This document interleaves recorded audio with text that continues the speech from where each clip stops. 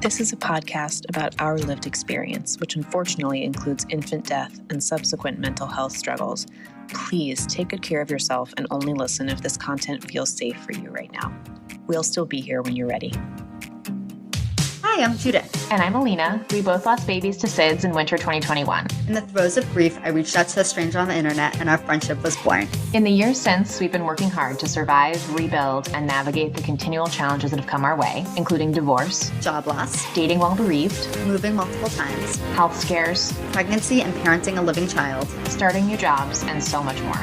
We are tired. Happily ever after is out of the question for us, but this podcast documents our journeys to happier ever after because we believe life after loss is worth living. So join us as we laugh, cry until we laugh. Welcome to As Long As I'm Living podcast. We're so glad you're here. Hi, I just have to order dinner. 1 second. Hi, can I put in an order for dinner? Yes. Can I please have a strawberry spinach salad with the side of mashed potatoes and broccoli and cherry jello? Thank you so much.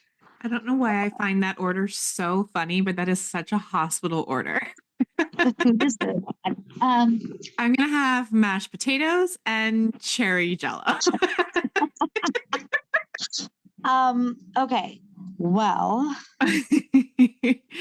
hang on. Before we get started, I do have to just say for our listeners' sake, I am wearing As Long As I'm Living podcast merch. So go get your merch. As Long As I'm Living. You can't see me, but I'm wearing my As Long As I'm Living My Baby Will Be tee, and it's super cute and comfy. Bonfire.com/store/ALEIL podcast. Anyway. and I'm wearing pajamas from Walmart. Anyway, that is the least important thing we're going to say today. Judith, you gave birth yesterday. I did. And I'm not pregnant, and it is good. So now I'm not pregnant, and you are pregnant. I know. This is the first time ever. For the first time ever, I am not pregnant, and you are pregnant, and I'm so glad. Yes, I gave birth. And I actually don't think the fact that I gave birth is like particularly like newsworthy, except for everything that happened after. It's been not straightforward. Which has been like intimately connected to Aiden's loss. Yeah. And definitely a reminder that I'm not normal. Yeah. Yeah. So where do we want to start? Well, you gave birth to a son alive. Mm-hmm. Great. Love it. I would say not unremarkable. It was unremarkable, but I will also add. It was my most difficult because it was overnight and I was tired, but unremarkable. Unremarkable. He does look astonishingly like Aiden, at least in photos. I think so, but some people say he looks like my daughter. I don't know. He looks like he looks like one of my kids. Yeah, he looks like a mix between the two. Your daughter does not look anything like Aiden at all, and did not when she was born, and still does not. Agreed. And this one baby looks more. Yeah, this looks baby a lot more like Aiden. Yeah. Okay. So here's what happened, and here's what happened. And by the way, listeners, I haven't even heard everything that happened, so I'm finding all this out. I mean, I know the gist of the big things, but I don't know all the details, so I'm finding out with you. Okay, so here's what happened. First of all, I didn't even tell you that I thought I was in labor. Like I just said, I'm on the way to the hospital. You texted me. You said, I'm going to the hospital. And I remember saying I was sitting in the room with my brother and I was like, Judith says she's going to the hospital. I hope it's because she's in labor and not because something's wrong. Yeah, I was like, I'm going to the hospital. And the crazy thing is I predicted this baby's birthday because it was a super moon and a blue moon. And I had just decided that for astrology's sake, I was going to be the type of person that gives birth on a super moon, blue moon. And sure enough, I did. So, okay, that's all to the point. The side. Everything was normal. I had the baby. Unremarkable. I'm sure that if we were the type of people who cared about just birth stories, I would tell you, but we are not, and I don't want to. So we could just say that the baby was born. And the baby was born at right before the shift change at 6:55 in the morning. So they basically gave me the baby, and then everybody left the room because it was time for the nurse shift change and the doctor shift change. And so literally it was empty. There was nobody around. But the baby was hungry. So I started nursing because I like to pretend that's something that I will do, even though I won't. But when I'm in the hospital, I always say I want to be respectful of like the space. And in the hospital, they seem to care. So like I will respectfully nurse because I'm in the hospital. So I started nursing, and I nursed the baby. All of a sudden I looked down and he coughed and he was purple. Alina, he was not gray, purple, like blue purple. Yeah. The color of my dark purple. Yeah. So I first thought, oh, my boobs are so big, I must have suffocated him. Like that was what my first thought was. But like I didn't know what to think. It looked like, the color they come out as. So I guess like there was a piece of my brain that thought like maybe he changed. I don't know what I thought. So I screamed to my husband. I said, go get the nurse, go get the nurse. It came, got the nurse from wherever, the new nurse, because none of the nurses that we're working with were there anymore. And they like took him from me and they were like, oh, this is normal. Babies just change colors. Turn blue? Yeah. They basically were like, he's just adjusting to outside. I do want to say for our listeners' sake, the baby is okay. He remains alive. Yes. At this moment in time. He's in the NICU. Yes. He's doing okay. Yes. So just spoiler alert, this does not end with another dead baby. I just feel like that's important for our listeners to know heading into this that the baby is okay. So, okay, the baby turns blue and then he like coughed, and then I was hitting him, and shaking him and like blowing on him and taking his clothes off. And then he went back to being white, pink, normal color. And they were like, oh, this happens. So then, I thought, okay, this happens. We got to the room like a couple hours later. And again, I breastfed him, and my mom was with me at that point. My husband had gone home and my mom was with me, and same thing. He turned blue, and we pulled the emergency cord in the room, and all the nurses came running, and they took him wherever they took him.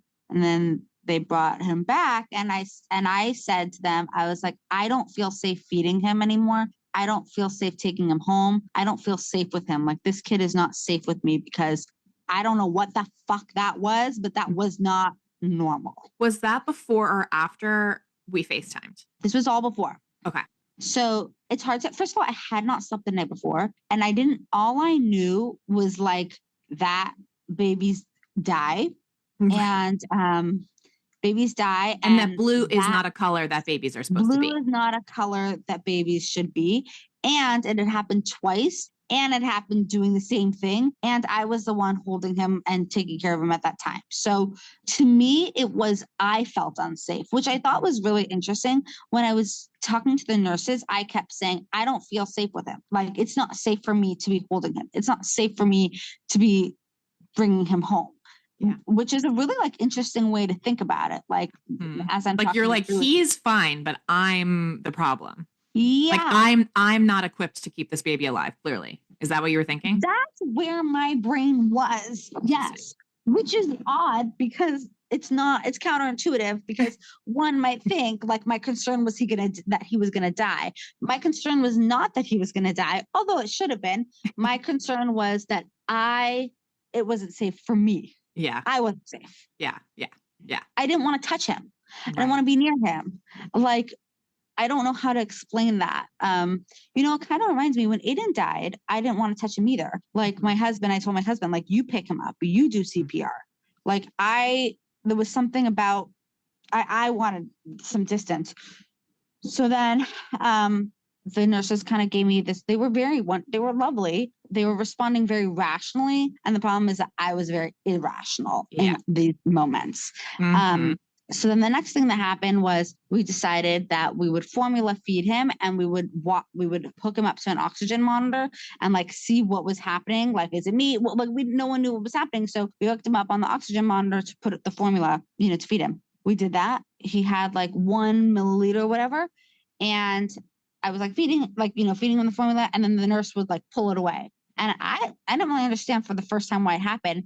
And I put it back. And then she was like, no, his oxygen is dropping. And like his oxygen dropped to like 80 from 100. Right. It's supposed to be 100%. It's supposed to be 100%. And it dropped to 80 every time when I was putting the formula in. So he didn't get blue yet, but like his oxygen was dropping quickly. Right. So he was turning blue because he was not getting oxygen.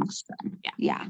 And at that point, okay, this has been 3 times in 8 hours or 7 hours. It had been 3 times that had this happened, and I was done. But before this even happened, I FaceTimed you, and so between the second and third time, I think that this happened, we FaceTimed for like literally 40 seconds because I was like in a meeting. You were exhausted, but clearly not panicked. Like very much. I even said like, I was like, oh, he's making a funny grunting sound. Like, that's so cute. And you said, oh yeah, he's making a weird sound. The nurses aren't concerned. Like blah, blah, blah. You were very like unconcerned. Yeah, because the nurses kept saying right. like, and then it's like all of a sudden, right? Everything got of a sudden. Yeah. When I saw like the oxygenation drop to 80, there was a flip that was switched to me. And I just want to say how proud I am that it took 3 instances before the flip switched. Well, so guys, if your child died and you're 3 years later, you might have like 1 or 2 chances before you completely lose your mind. I mean, that's pretty impressive as far as I'm concerned. I think it is, but I wonder if it was that the nurse all of a sudden was worried, because the first couple times they weren't that worried. And then all of a sudden they were like, oh no, this is like something's actually happening. Yes. And they said a few things. We're aware of his history. And they had known the whole time. We're aware of the history of sudden death in your family. We see that there's a problem with this oxygenation and it's happened multiple times. We've called the NICU and we think that it's a good idea to send him down to the NICU. And I said, oh, well, my husband is coming with my daughter to bring her. Like, can we just wait until like they come and do after? And she was like, no, we feel it's time for him to go to the NICU now. Okay. At that point, I lost my shit. I don't even think losing my shit is the way to say it. It's like I had the only other time that I remember having a panic attack like this was when I was on the airplane and that person had a seizure behind me and like he died on the plane. It's hard to explain. Like I kind of just saw my entire world shut down and I started hyperventilating and I just started like heaving and sobbing and I had a complete like PTSD panic attack. Mm-hmm. And the nurse was there and my mom was there and I'm sure they were saying words, but I have no idea what they were saying. And they were like, we'll take you down to the NICU with him. I guess they decided to prescribe me Ativan. So I got an Ativan. They gave me the Ativan and then they took me down. We all went down to the NICU. And let me tell you, I don't even need to tell you guys because many of you know what the NICU feels like. There are so many beeping buttons and people and they're like moving fast and asking for labs and overstimulating. And they were taking it so seriously that I really got scared. Like they were so... From when I remember from when Quinn was born, which was not a NICU situation, I was shocked at how blasé the nurses were. Like they were very much like, oh yeah, sure. Like, whatever, throw them over here and like, do whatever, just like rough with the babies, like diaper changes, whatever. And I can imagine the NICU is like militant, like the opposite of that. It must be a very big culture shock when you go down there. You go there and it's very, I like the word militant because everyone knows their job, but like, you don't know anyone's jobs. So everybody around you is like, on a mission, hooking things up, and they all seem to know what to do, and they're taking it so seriously. And I wanted to be like, okay, guys, but the nurse said like a couple hours ago that these noises were normal. So like, I don't really know. I wasn't reassured by the militancy. I was terrified by it. So I had the Ativan. I was down there. And you had said to me, like, it feels like NICUs are where babies go to die, which like totally rang true in my mind. Cause like, that's what it feels like to me too, given all the stories. What I thought. all the stories that we hear are my baby died in the NICU. My baby went to the NICU. They whatever. And then they died. 100%. All the stories, Yeah. all the stories. I want you guys to know as long as I'm in community, like I hear your stories. Yeah. And I internalize your stories and they impact me, not in a bad way, in a good way. Like I love them, but yeah, I am aware of them. Like I'm listening. We don't hear about the babies who live. So like, right. In my mind, babies go to the NICU to die. So I went to the NICU and I just like, that did not help the situation because of the people. So I went, then I was like, okay, I got to get out of here. I'll take a shower. Went back upstairs. And that's when I called you, Alina. Okay. I was wondering when that call was going to come in. And I called you. I want to say, I don't know how much you remember of that call. I was hysterical. You were so hysterical that for at least a minute, if not 2 minutes, I thought he had died because I could not understand what you were saying. And you were so hysterical that I thought he had died. And I was also like having a really hard time over here because it was very, very, very, it was so real. Like you were just not on Earth. You were not on Earth. You were having an absolute PTSD, like full blown losing your shit situation. I'm so glad you called me though, because I feel like you really needed to just like lose your shit. I was hysterical. Yeah. I think hysterical is not even enough. That's not even enough. And I have to say that every professional that I have encountered here has been so understanding about that. Yeah. You know, like they all say, for what you've been through, this is a very normal response. Like, how could you not? They've made every exception that they can make. They have fought for me, you know, to do whatever it is that I feel I need. But even with all of those exceptions and everyone being as kind as possible, you feel utterly alone, you know? Yeah.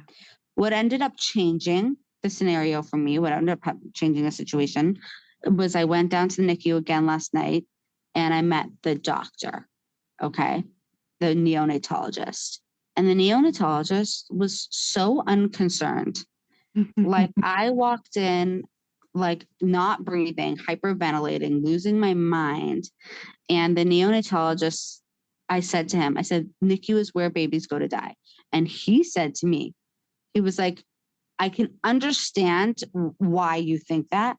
But he's like, as somebody who spends my day and day out in the NICU, a vast majority of the babies who come to the NICU live, and ones that are born full term, 99.9% of them live.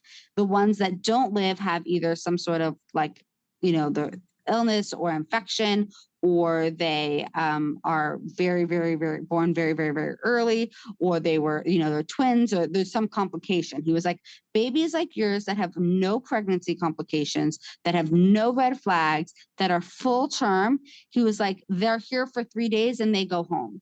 And he was like, I don't know exactly what's going on with your baby right now, but I've looked at him. I'm looking at him, and my professional opinion is that he'll be home by the end of the week.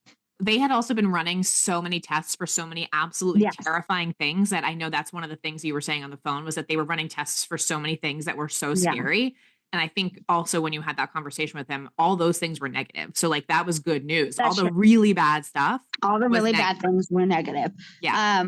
All those bad things were negative. And they had seen this before. Like they had theories about what had happened. And I'm going to tell you what they told me had happened, just so everybody knows, because I actually think it's super interesting. People think when you're having a panic attack that what we need is loving, kind, supportive words. And I think that those are nice. I'm not saying they're not. But what we need, people who are having panic attacks because we're in PTSD, is facts. We need someone to have confidence, experts with professional opinions to have confidence to see the things that we can't see. Because in our heads, we're living in a reality where everything is bad and everybody dies. And our reality is negative, negative.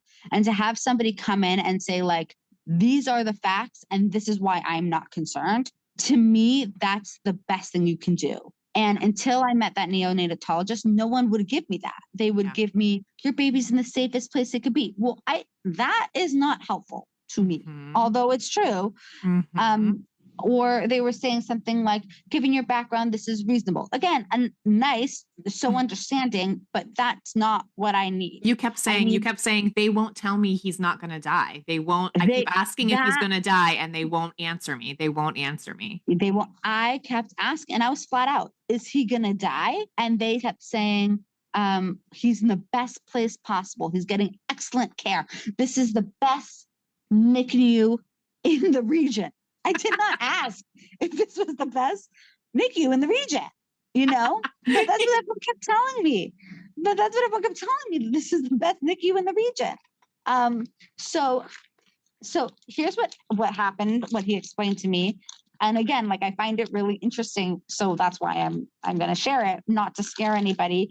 But what I will say is that I went back last night after that conversation with him, after he was sitting there making small talk with me about his wife's job and how he should network with me. I was like, this guy is this doctor does not seem concerned. And there were actually a few other things. So in the NICU, they actually put babies on their stomachs. So that was really interesting for me, because I kept, like, my initial reaction is like, you got to take him off the stomach, but they were like, very much so like, don't do this at home, but this is what we do here. We're like relieving pressure from his chest.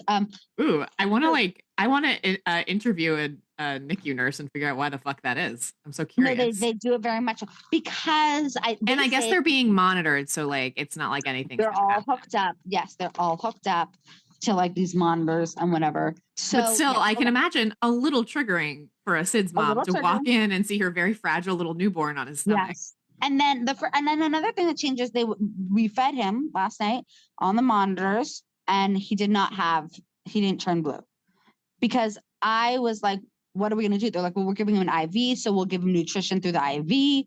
Like, they didn't want to, whatever. So I think I had some confidence then that maybe everything would be okay, because there were ways to feed him. And then what I started to realize is that, okay, well, he might not die. He just might not be able to eat. Well, that's not a problem. Like that. I realized, like, the doctor was like sitting there telling me, like, he's not concerned. It occurred to me that just because he couldn't eat didn't mean he couldn't live. And oh my God, that is such a bereaved mom thing to say. Like, you're like, oh, he only can't eat. All right. Right. That's what I thought. I thought, okay, so he just won't eat. Like, that's a solvable problem. Because to me, it was like, he either can breathe or he can eat. And I was like, well, I'd rather him breathe, so we just won't feed him. We'll give him like a G-tube. Then I was like reading online all these wacky doodly things. But okay, I want to get to the point of the story.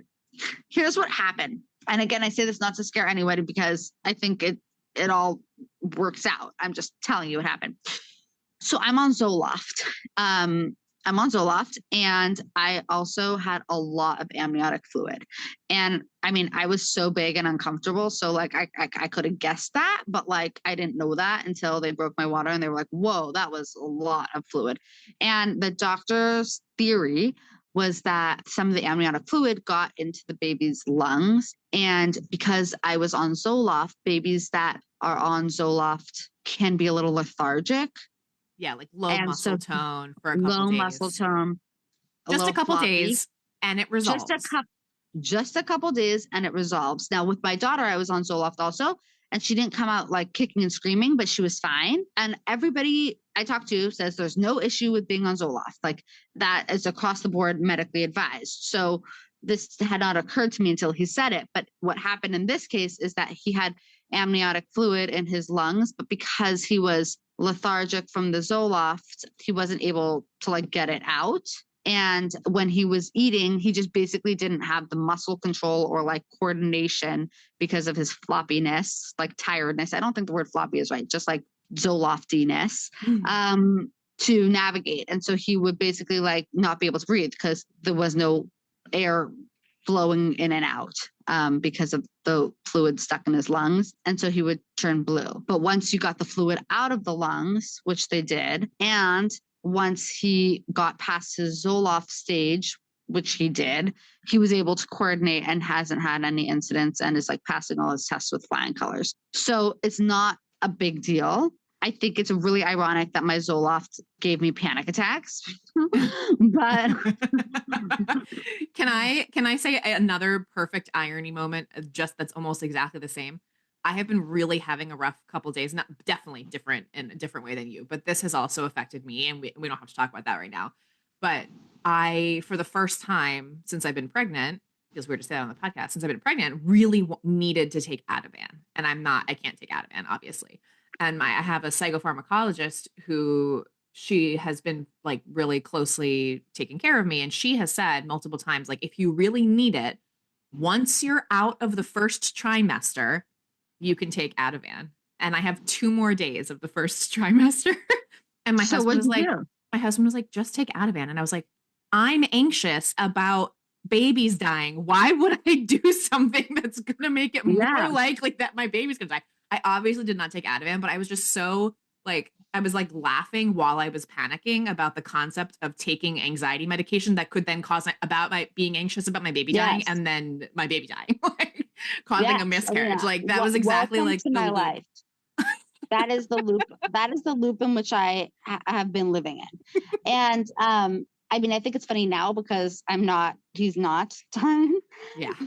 He's going to be perfectly fine. And, you know, I was with him today. He's perfectly fine. The doctor, like I said, he's going to be coming home in the next couple of days. But when my daughter was born, I was very emotional and sad about Aiden dying in a way that was sad. And this time with my son being born, the trauma has been like, I've been reliving a place of trauma. And so I've yet to have like a normal birth experience, but in some ways it makes me feel close to Aiden too. Yeah. You know, he's kind of like present, and it feels really good to be in a place where I can say, I feel this way because my son died, and that's normal. It feels like really, to me, it's normal. This is a normal way to respond to scary things. Yeah. Is it comfortable? No. Is it uncomfortable for everybody else? Yeah. No, it's not comfortable for me. It's not comfortable for the people around me. But it's normal. And so because it's normal, I know how to manage it in a way that I didn't before. Yeah. Yeah. You're in a very different spot with this birth than you were with your daughter. Mm-hmm. How do you think you would have responded if this had happened with your daughter? Oh, I would have lost my mind. Like, I think you would have probably shut down entirely. Like, yeah, I think I would, yes. On the floor, tranquilized. I've been able, I think I would have been checked into the hospital. Well, you are checked into the hospital. I know. But there was a moment yesterday where like I could see on the people's faces around me that like there was like a really high level of concern about my mental health. And I think this time I'm able to move back and forth between those spaces. I can recognize what's scary and acknowledge the reality I'm living in. I can enjoy the sweet, good moments and acknowledge that I live in a world in which I might be scared. You know, yeah. I can move more smoothly between the spaces. Yeah. Yeah. Yes. Whereas I think if this had happened 2 years ago, you would have gone fully off the deep end and I would have been stuck. Yeah. I would have been stuck in that panicked PTSD place. And this time I'm able to navigate between the spaces. So that's kind of it. It has not been a breezy couple of days for the As Long As I'm Living girls. No. Certainly worse for you, but I am not well, just being honest. It's not been great. I feel like this was, for me, just to talk about me for a second, because I guess I'm being self-absorbed. It's almost like for a split second, I forgot the babies die because he was born alive. Like he was born alive. I was so anxious when you were in labor, and then he was born alive, and I was like, phew. And then like shit went wrong, and I was like, oh, fuck, damn it, I forgot. Like I got lulled into like this sense of security, and then all of a sudden it was like yanked away. And I can imagine it was like for you times 50,000. And I was just over here like, oh my God, fuck. And Judith, I was thinking to myself, like, what am I going to do if this baby dies? Like, I'm not going to be a good person for you to be around. Like, I was like going down a whole like train of disaster thoughts. So I'm so glad that it's actually really nice to talk to you because I can see you feel so much better than you felt yesterday. And I feel like I've been trying to be respectful and like not overwhelm you with like calls and stuff. And I'm glad to get a chance to talk to you and catch up because I feel like it's helping me to see how calm you are. Because I was not calm. And even like an hour ago, I was not calm. Well, I'll also say that if I had a call, like I called you yesterday, I would have been totally, I would have like lost my mind. Yeah. It was scary. You were the person that you were actually the only, I mean, my mom saw me like that, but then you were the only person I called like that because I didn't know who else to call. Yeah. I didn't know, like I didn't want to. I was looking up flights. Yeah. I was going to show up in DC. You were like, I'm going to come. And I was like, what are you going to do? And you're like, I'm going to go with you to the NICU and translate what they're saying. I said, because you kept saying, I don't understand what they're saying. I don't understand what they're saying. And I was like, well, first of all, I was thinking like, really, we need your sister is what we really needed your sister to translate. I don't know why we thought that you were going to the actual pediatrician.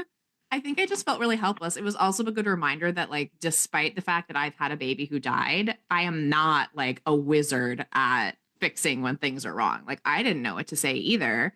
I didn't know how to fix it. And I had that impulse to fix. Like I can't fix, right? The baby's in the NICU. Like it's not a fixable situation. It just had to be there. It's not easy, but I'm so glad that he's doing so much better. And I can't wait to meet him whenever that is, in a couple weeks, whatever that is. Well, and here's another interesting thing. Like the entire pregnancy, like I was afraid that I was not going to like this kid for some reason. Not that I wasn't going to like him, but I was just really afraid, like, do I have the capacity to love? Mm-hmm. Do they have the capacity to love a baby boy after one broke my heart? Do I have the capacity to do this again? Like my daughter, it took 2 years for me to like see that she lives, for me to look on the camera and assume she's alive. So I had asked myself, like, do I have the capacity to do this again? And then when he turned blue in my hands, I was like, I had thought to myself, I was like, oh my God, like I have the capacity, which was a weird response because you might think I do not have the capacity, but like I was attached. Yeah. Like I was fighting for him. I think that's really beautiful, actually. Yeah. I was like, it's my job to figure this out, to take care of him. And I think that happened, like in some ways, like it was a moment that was really special for me to know that like, I love my children equally. Mm-hmm. The ones that died, the ones that live, the ones that are somewhere in between. Like, so that was important. And another funny thing about this is that I've had to talk about Aiden a lot. Yeah. Because in the NICU, they're like all asking about this history and the family history. And like one of the reasons they were taking this so seriously is because of the family history. So then they'd be like, well, how old is your kid? And I'd be like, the live one or the dead one? I kept asking, like, which one? I was like, the one in front of you is like about 3 hours. The one at home is 2.5. And the dead one would have been 3. Forever 2 months and 20 days. Oh my God. Every time they ask it, because normally, like, I don't have to speak that way because normally I'm not working in the context in which Aiden's life is important to the conversation. Mm-hmm. But in this situation, it was like everything was really related to him. So I got to answer these questions about him. Kind of nice in a way, in a really fucked up way. It was nice. It is. It's always nice to talk about him in a really fucked up way. It's always nice to talk about him. Okay, here's the plan, guys. The plan is that I'm going to be sent home tomorrow, and then the baby will be sent home at some point in the next few days, hopefully. And they took off all the beeping things and put him in a normal thingy, and Yay. All good there. And the plan is to go home. Oh, this is another thing. 2 other things. Because he was so extensively tested, I feel very reassured that he's healthy. Yeah, that makes sense. I don't know if you guys know this, but this is the best hospital in the region. So you heard 20 times. I've heard. Yeah. So because of that, I feel really reassured, Yeah. And the doctor asked if it would be helpful for them to give us like a medical grade oxygen, whatever. Oh yeah. Pulse ox machine. So like an outlet, but for dogs. Yes. Yeah, like a more advanced outlet. So we said, yeah, we would love to try that. So okay. So that was this. You did it. And I'm not pregnant. And I'm just so glad that I'm not pregnant. Do you want to talk at all about your daughter meeting him, or you want to save that for another episode? Oh, sure. Let me tell you what happened. My daughter met him and she was so uninterested. All she cared about was the Peppa Pig. Hello. Oh, hi. Thank you. Thank you. Yeah, my daughter came and met him, and guess what? It doesn't care about him. Was it bittersweet? Like, was it hard to Yeah. see your older sibling? Like, was Aiden? Was it bittersweet? Yeah, I was sobbing. Was it like, was Aiden like conspicuously absent? This was something I did not get to say, but they don't allow little siblings under whatever age to just come to the NICU. But I was talking to the child life specialist, and I was saying how so many people in my family never got to meet my son because of COVID. And I'm so scared that this baby's going to die and he's not going to meet his siblings. And I was like, this baby's going to die and not going to meet his siblings, and it's going to happen to me again, and blah, blah, blah. So they made like a special exception for my daughter to come to the hospital today to meet the baby. Okay, a whole big deal. Had to get like people signed up, like a whole big to do. She literally came in and wouldn't look at him, wouldn't talk to him. All she wanted was Peppa Pig. And then she didn't even look at him. We like read stories, and she didn't want to touch him. She didn't want to look at him. So that was a bust. But I was sobbing. Yeah. Sobbing. I was sobbing looking at the photos. I mean, I was like unwell looking at the photos. It's so fucking sad that Aiden's not there. He's supposed to be there. Like, and it was really sad. I brought a picture. So I have a picture of Aiden, and what's funny? Then the child life specialist was like, "Do you want to hold the baby? And she wanted to hold Aiden's picture. Baby, I'm telling you, she could not give care. She couldn't give care less about the alive baby. But she was like, "Oh, I'll hold baby Aiden," and she like held him tight. Yeah. I wonder if she's ever going to call this baby Aiden by accident. Like, do you think she's going to be confused? Yeah, I know she is, because a couple days ago, it's my office and I had a work meeting. And so I let her watch Peppa Pig while I was working in the nursery. And then later that day, she kept saying, "I want to watch Peppa Pig in baby Aiden's room." And I was like, "Baby Aiden's room?" I was so confused. But then I realized she thinks baby brother is baby Aiden. Like, she's very confused. Yeah, that makes sense. It's a lot for a 2.5-year-old. It's a lot. And then the child life specialist kept saying to me, like, "This is so normal." She's like, "All those pictures you see on Instagram are fake." She's like, "I'm in the room with those kids. None of them are interested in their siblings." Listeners, I'm so sorry. Judith is eating mashed potatoes over there. Okay. You gotta eat your mashed potatoes. She just gave birth. The woman needs food. I am starving. And you know what I actually really want to do is I want to watch these DNC speeches. Oh, yeah. Yeah. I'm missing the convention. And I went to a convention when I used to work in politics. So this is like my Super Bowl. And I'm missing it. All right. I will let you go. You do that. And I love you. Love you. Bye. Bye. To all of our wonderful new friends, we want to hear from you. Email us at aslongasimlivingpodcast@gmail.com and follow us on Instagram at aslongasimlivingpodcast. We'll get back to you as soon as our grieving brains allow. Yay!